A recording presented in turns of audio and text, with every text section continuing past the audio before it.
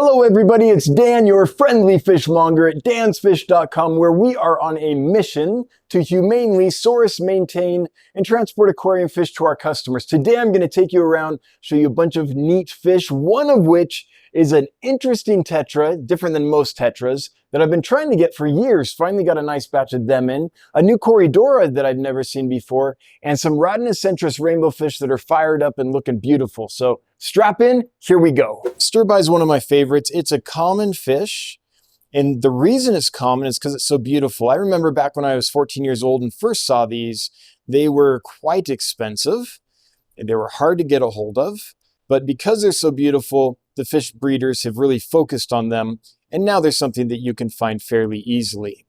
This batch is nice and healthy. They're young. I would say they're about 1.25 inches to 1.5 inches, not including the tail.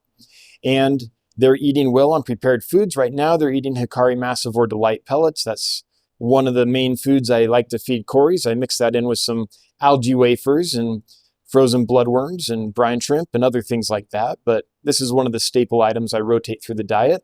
They seem to do really well on that mix of foods. The bright orange pectoral fins and ventral fins are something that make Corydoras sterbai stand out in a crowd. They're really, really pretty. That pattern on them is handsome. And so all in all, they're one of the best looking of the, more common Corys in the industry. Here is our current group of Panda Corys. I just brought up the camera and they all kind of went back a bit, but there's a pellet right by that rim, the front rim of the aquarium, and they're all going to come back. There they go. They're all going to come back on it, I bet you. Here's our current batch of Panda Corys. I just want you to look at the body weight, the clear fins, the clear eyes.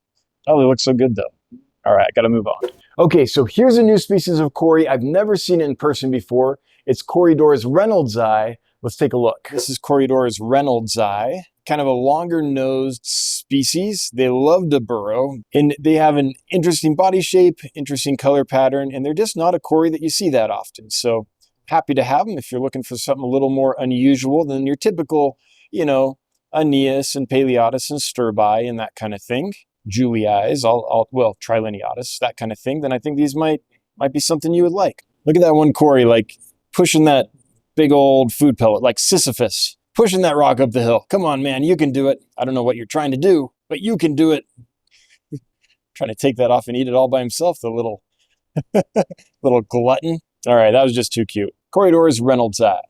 All right, here's a group of albino Corydoras aeneus. These are young, but these are the long-finned version. You can see it just beginning on the tail and maybe a little bit on the dorsal fin, those extended fins that they're going to get. Oh, look at these guys on that pellet. That's just cute.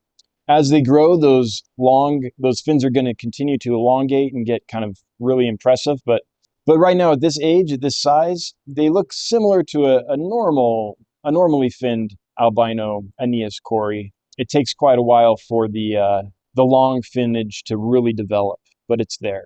They're happy, they're healthy, they're eating really well. They're thriving for us. I think they're going to do really well for whoever gets them. And that rainbow fish in there, that's one random Chilothrina blairi, I believe, that showed up after we sold all the parents out of the tank. Must have been an egg stuck somewhere, and he just raised himself right up in here. It's always fun when they do that. They're under here, and I'm guessing that you won't know what it is from the look of it. Let's see, can you guess this fish? There's one. Look at them all. Check that one out. This is one you don't see very often. It's not a high demand fish. It's kind of like a specialist fish. The ones with the really clear worm patterns and spots and things tend to get the most attention, but this is one for, a true pleco nerd. This is the L270 chocolate pleco. And look at this guy. I love it. He's in there. We ain't getting him out. He's way in that hole. He's found his little forever home. All right, here's an interesting tetra. I've always had a soft spot for these guys. The splash tetra. If you know anything about them and their interesting breeding behavior, you'll know that they literally leap out of the water to spawn. There's been documentaries about this. I think I heard David Attenborough narrate one once. So in the wild, they'll jump out onto a leaf. They will lay their eggs on the leaf above the water, and then the male will stay under the leaf and splash the eggs with water to keep them damp. And that is why they are called a splash tetra. So such a neat breeding behavior, interesting fish. It's got that torpedo shape, ideal for jumping, really. because it's got to do that to reproduce. I really like splash tetras. I just think they're so unique. Their behavior is so interesting. These are black phantom tetras, a common tetra in the hobby because they're so cool. They're hardy, they're pretty, they don't get too big, they're an easy fish. And because of that, you can find them almost anywhere because everybody loves them.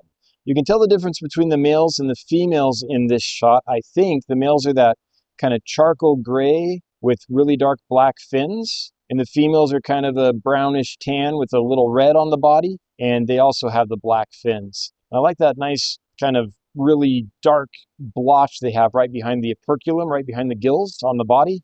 Just an awesome fish. And look at that horde.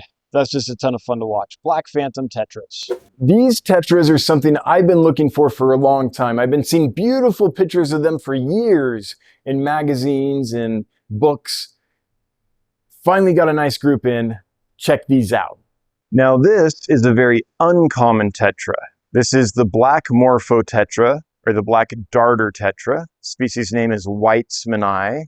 They are a dwarf species, and something that's really neat about them is they are not an egg scatterer. Most characins, most tetras, just meet up to spawn, throw their eggs and sperm everywhere, and swim away, and maybe eat all the eggs they can find, right?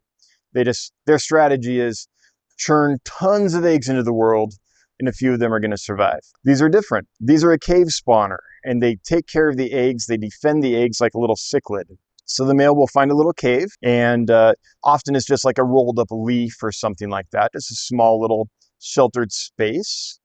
And he will entice the female. The eggs will be laid in there. The male will guard them until they hatch. There's a few tetras that do things like that. The splash tetra takes care of its eggs. There's a few Copella species that will kind of spawn in a tight group on a leaf or something like that and defend that area. But these are the black Morpho tetra, very different, unique fish. And I don't know if it's coming in, but the males get really pretty. They're not in spawning dress right now, but even without spawning dress, I don't know if the blue spangling down their sides is coming in or not.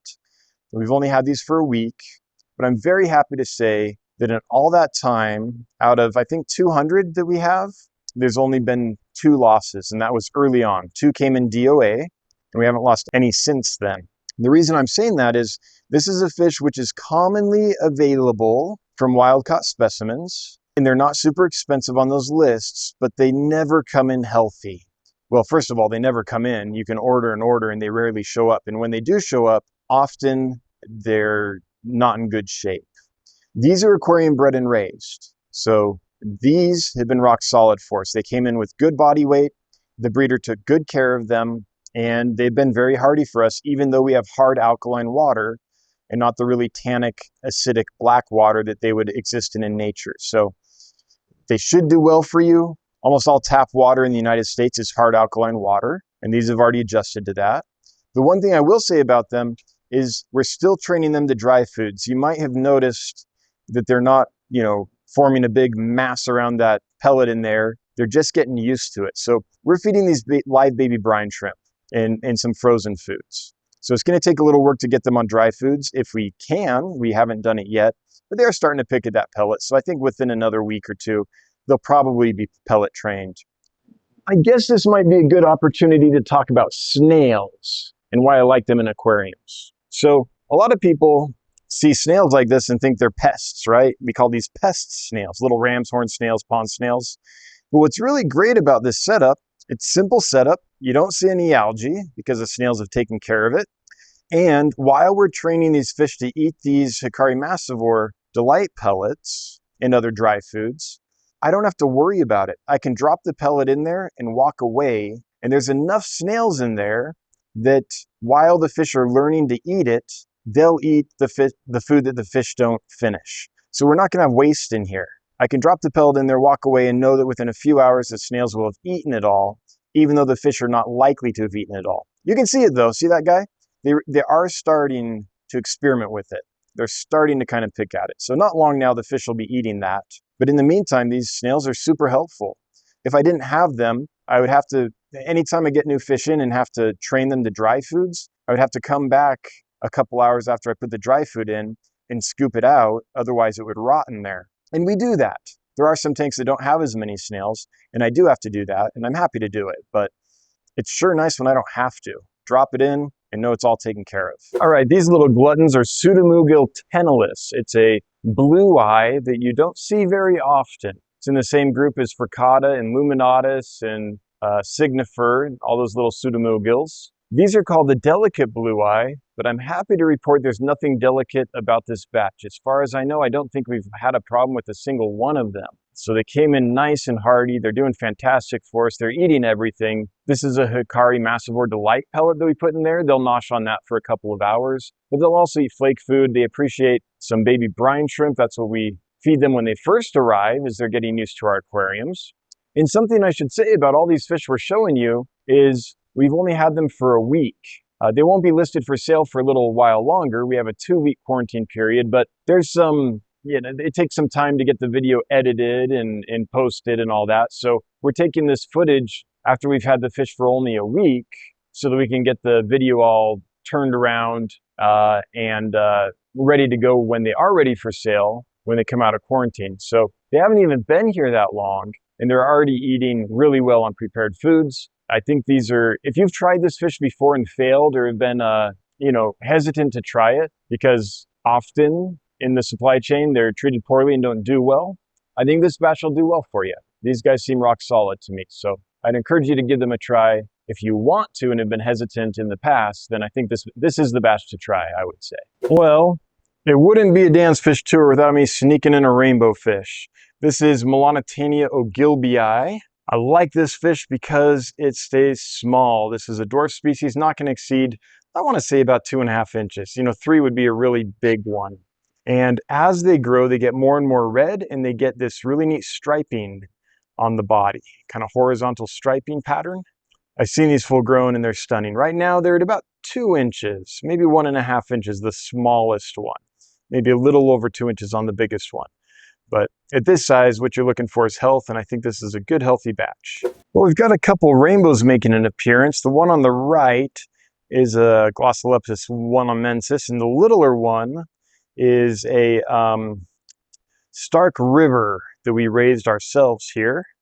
But what I was really wanting to show you was these cichlids. So if you want a small, very peaceful, pleasing-looking cichlid, I think this one can fit the bill.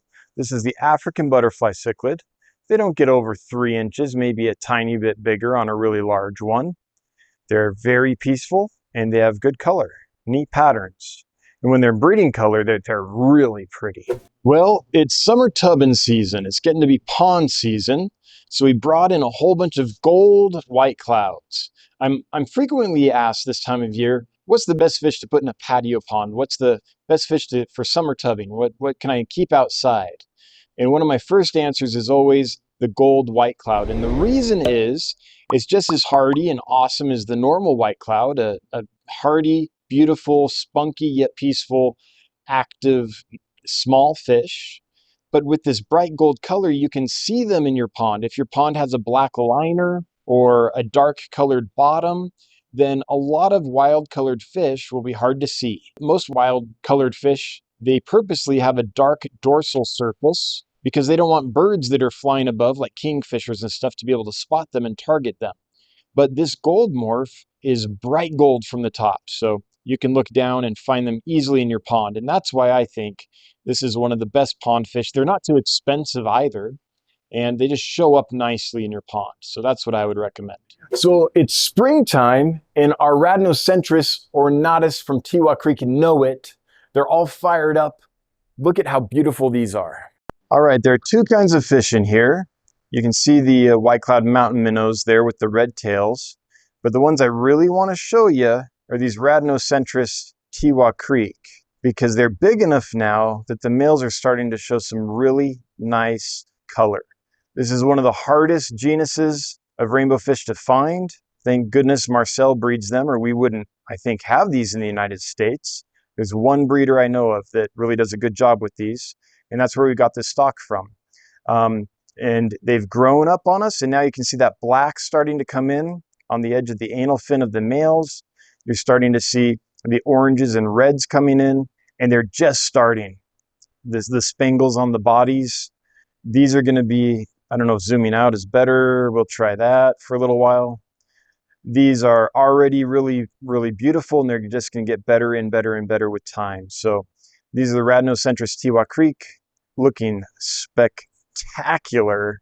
And there's also the long-finned white clouds. If you're wondering what those look like, let's zoom in on those just so you can see. See that extended tail and that extended anal fin? That's the long-fin white clouds. All right, here's another species that I think we do a really good job with. These are the platinum rummy nose. They're called that because they have that beautiful bright red nose that your normal rummy nose get, but they also have a lot of iridescence, a lot of platinum iridescence on the scales. Now, I know I've shown this to you before, and a couple of you are probably going to be like, what, more rummy nose? But one of the purposes of these fish tours is to show people the actual fish that we have available so they can decide if they want them. You know, we're an online retailer, and most of our customers are not local. We ship a lot of fish, a lot more than we sell locally. And so, you know, it's the next best thing to coming into the pet shop and browsing in person. So we just want to give people a look at the actual fish for sale so they can see the health, see where they're at in their development, if they're immature, all that stuff. So that's why. So sorry if this is boring to some folks who are like, I've seen rummy nose tetras before. I know you have, but you can't deny that a big group of these isn't a beautiful sight. And I love the platinum accents. We have regular rummy nose too doing really well. I'll show you those next. Check that out though. I know, but still, you gotta love it. You gotta love it. There's like 10 people right now being like, I don't love it. It's all right. It's all right. I still love you. As a comparison, these are the, I guess you, for lack of a better term, call them normal rummy nose tetras, the non-platinum version. Still a beautiful fish. Bright red noses, neat stripy tails.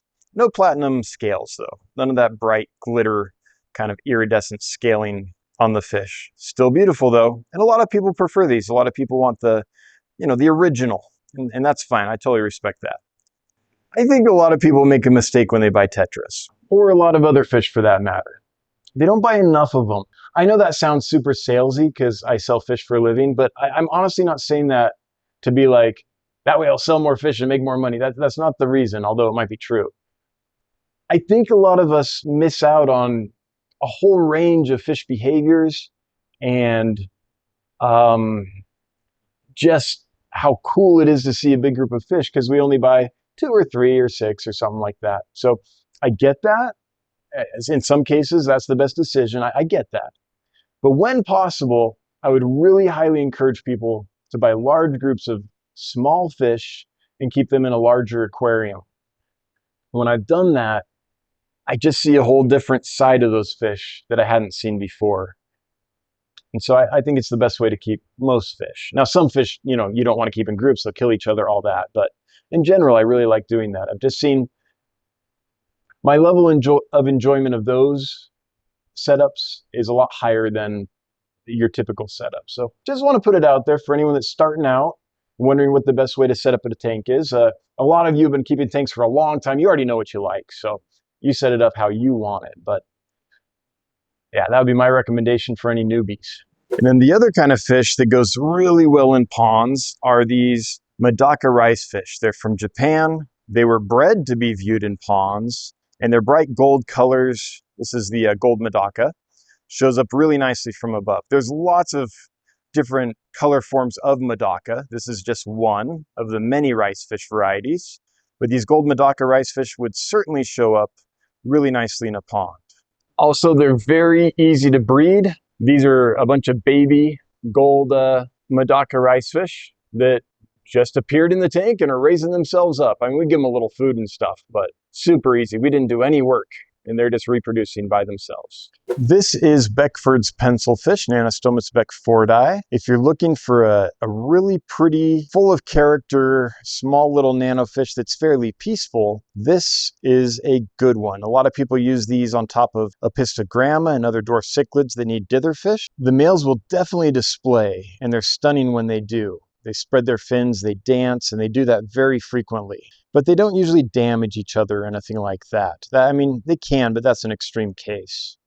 So I like these a lot for a small little nanofish, especially if you're looking for a ditherfish. These are Stiphodon pelowensis. I think all the Stiphodons are cool because even the ones that don't have great color have really neat behavior. Stiphodon peloensis has both. They're going to develop some amazing color, and they have the typical Stiphodon behavior. Just that clowny, I can cling to anything, and I'm going to, flare and mess with my neighbors, but be gentle at the same time kind of behavior. I really like Stiphodons a lot. A big group of them right back there. The plant they're in here with is Hygrophila corymbosa compacta. So I like that too. I like the green on that, kind of a nice light green color. I think it goes well with those gobies. Anyways, Stiphodon peloensis doing great for us. I think they'll do well for you as well. So that's the new happenings here at Dan's Fish. Thanks for coming on this tour. Please keep your arms and legs in the vehicle until it comes to a complete stop, which will happen in 4, 3, 2, Hey everyone, it's Dan. If you want to learn more about aquarium fish, we do a live stream every Wednesday at 9 p.m. Eastern on the Dan's Fish YouTube channel. If you're in the market for aquarium fish, check us out at dansfish.com. We ship to the US and parts of Canada. And if you want something fishy to wear, we've got merch. Till next time, have a good one. Bye-bye.